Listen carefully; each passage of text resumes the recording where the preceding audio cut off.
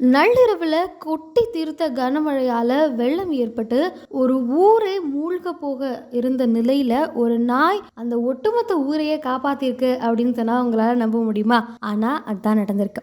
இமாச்சல் பிரதேசத்துல கடந்த சில தினங்களாகவே கனமழை வெளுத்து வாங்கி கொண்டிருக்கிறது. தொடர்ந்து பல்வேறு இடங்கள்ல வெள்ளமும் நிலச்சரிவும் தொடர்ந்து அங்கங்க ஏற்பட்டு இருக்கு. குறிப்பா சொல்லணும் அப்படின்னா ஜூன் 20ஆம் தேதி முதல் ஜூலை 6ஆம் தேதி வரை கிட்டத்தட்ட 19 முறை மேக வெடிப்பு ஏற்பட்டு கனமழை பெய்திருக்கு. இதனால 16க்கும் மேற்பட்ட இடங்கள்ல நிலச்சரிவு ஏற்பட்டிருக்கு. குறிப்பாக மண்டின்னு சொல்லப்படக்கூடிய அந்த பகுதி மிகப்பெரிய அளவுல பாதிக்கப்பட்டிருக்கு. நாம பேசிட்டு இருக்கக்கூடிய இந்த சம்பவம் நடந்தது ஜூன் 30ஆம் தேதி நள்ளிரவு ஒரு 12லிருந்து 1 மணி அளவில் இருக்கும்.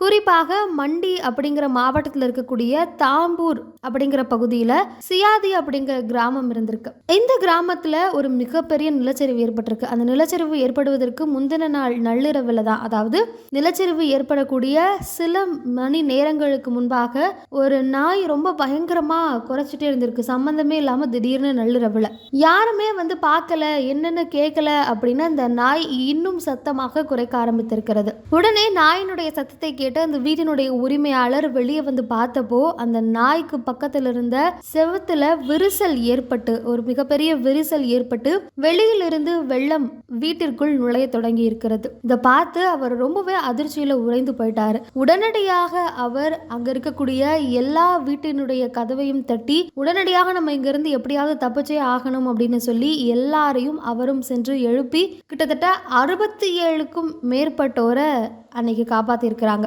அந்த நாய் மட்டும் அன்னைக்கு குறைச்சி எல்லாரையும் எழுப்பல அப்படின்னா 12க்கும் மேற்பட்ட வீடுகள் அந்த நிலச்சரிவிலையும் வெள்ளத்திலையும் சிக்கி மண்ணோடு மண்ணாக புதைந்து போயிருக்கும் அப்படின்னு சொல்றாங்க.